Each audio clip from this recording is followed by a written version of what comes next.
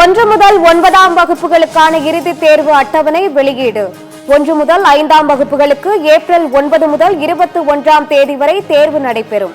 6 முதல் 9ஆம் வகுப்புகளுக்கு ஏப்ரல் 8 முதல் 24ஆம் தேதி வரை தேர்வு நடைபெறும் என அறிவிப்பு.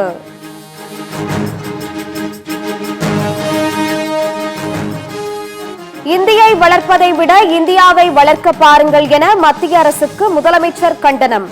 வாதாடியும் போராடியும் தமிழ்நாட்டின் உரிமைகளை திமுக அரசு எப்போதும் நிலைநாட்டும் என்று திட்டவட்டம். பதவி சுகத்திற்கு மத்திய அரசிடம் பணிந்து செல்லும் முதுகெலும்பு இல்லாத அடிமை கூட்டம் நாங்கள் இல்லை என முதலமைச்சர் பாய்ச்சல். தமிழ்நாட்டின் உரிமைகளை பறிப்பதை ஒருபோதும் வேடிக்கை பார்க்க மாட்டோம் என்று எச்சரிக்கை.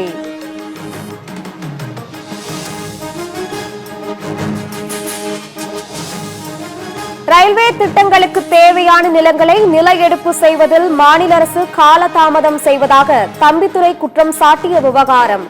தமிழ்நாட்டில் ரயில்வே திட்டங்களுக்கு தேவையான நிலங்கள் விரைந்து கையகப்படுத்தப்பட்டு வழங்கப்பட்டு வருவதாக தமிழ்நாடு அரசு விளக்கம்.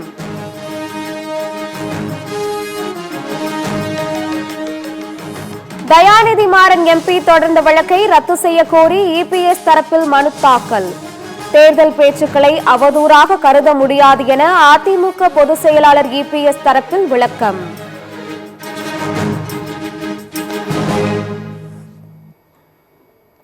தமிழ்நாட்டில் அதிகரித்து வரும் பாலியல் குற்றச்சம்பவங்களை திசை திருப்புவதற்காகவே மும்மொழிக் கொள்கை பிரச்சனையை திமுக அரசு கையில் எடுத்துள்ளது.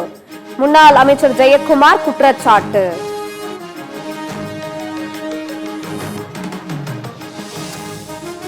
தவேகாவின் இறுதிக்கட்ட மாவட்ட செயலாளர்கள் பட்டியல் நாளை வெளியீடு. 120இல் ஏற்கனவே 95 மாவட்ட செயலாளர்கள் பட்டியல் வெளியாகியிருந்த நிலையில் மீதமுள்ளவர்களின் பட்டியல் வெளியிடப்படுகிறது.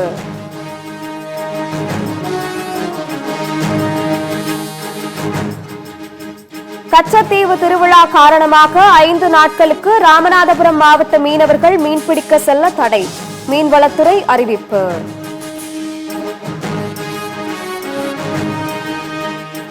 மத்திய நிதியமைச்சர் நிர்மலா சீதாராமனுக்கு பொருளாதாரத்தை பற்றி எதுவும் தெரியாது.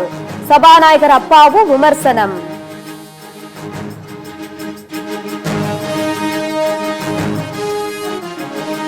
அரசு பள்ளி மாணவர்களிடம் மும்மொழிக் கொள்கை குறித்து தமிழக அரசு வாக்கெடுப்பு நடத்த வேண்டும்.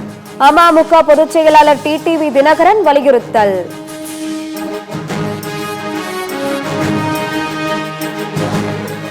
முரண்களை கடந்து எங்கள் கொள்கை தலைவரான பெரியாரை தமிழ்நாடு இன்றும் ஏன் போற்றுகிறது என்பதை சொல்லித்தான் தெரிய வேண்டுமா என்ன? மத்திய அமைச்சர் நிர்மலா சீதாராமனுக்கு தவேக தலைவர் விஜய் கேள்வி. தனது மகளுக்கு நடந்த பாலியல் தொல்லை கொடுமை குறித்து புகார் அளித்தும் போலீசார் அலட்சியம் காட்டுகின்றனர். சென்னை நீலாங்கரை காவல்துறையினர் குறித்து பெண்மணி கண்ணீர் மல்க பரபரப்பு பேட்டி. நாங்க போகும்போது அங்க யாருமே இல்ல. போலீஸ் ஸ்டேஷன்ல நாங்க கம்ப்ளைண்ட் கொடுத்தோம். ஒரு ரெஸ்பான்ஸ் எதுவுமே சொல்ல மாட்டாங்க. சரி, நாங்களும் 4 நாளா வேலையெல்லாம் விட்டுட்டு என் புள்ள இப்ப எங்க இருக்குதுன்னே தெரியலீங்களே. என் பிள்ளைங்களை கண்ணுல காட்டுன்னு சொன்னா கண்ணுலயும் காட்ட மாட்டாங்க. இப்ப என் பிள்ளை எங்க இருக்குதுன்னு கூட தெரியல. 4 நாள் நாங்க ஸ்டேஷன்லயே நாங்க இருந்தோம். நாங்க தேர்தல் நடைமுறைகளை வலுப்படுத்த யோசனைகளை தெரிவிப்பது தொடர்பாக மார்ச் 18ஆம் தேதி அனைத்துக் கட்சி கூட்டம். அங்கீகரிக்கப்பட்ட தேசிய மற்றும் மாநில கட்சிகளுக்கு தமிழக தலைமை தேர்தல் அதிகாரி அர்ச்சனா பட்நாயக் அழைப்பு.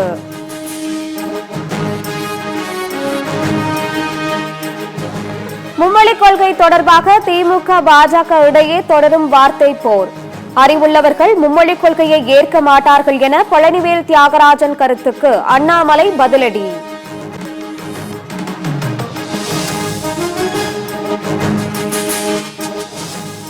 கோலாலம்பூரில் இருந்து சென்னைக்கு கடத்தி வரப்பட்ட 8 அரிய வகை உயிரினங்கள் பறிமுதல். விமானத்தில் கடத்தி கொண்டு வந்த 2 பயணிகளை கைது செய்து சுங்கத்துறை அதிகாரிகள் விசாரணை.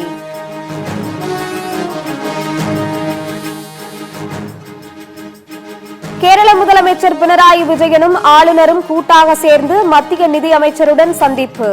கேரளாவுக்கான நிதியை விடுவிக்குமாறு கோரிக்கை.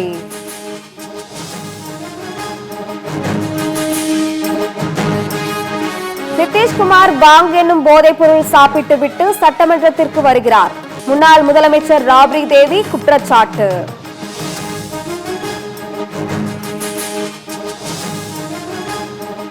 மகாராஷ்டிராவில் வீட்டு வாசலில் படுத்து செல்போனில் மூழ்கியவரை விட்டுவிட்டு அருகில் தூங்கிக் கொண்டிருந்த நாயை வேட்டையாடிய சிறுத்தை. சிசிடிவி காட்சிகள் வெளியாகியுள்ளன.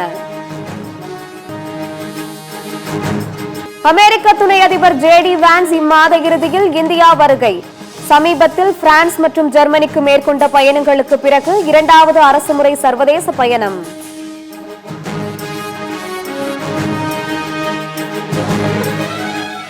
ஐசிசி ஒருநாள் பந்து வீச்சுக்கான தரவரிசை பட்டியலில் இந்திய வீரர் குல்தீப் யாதவ் அபாரம்.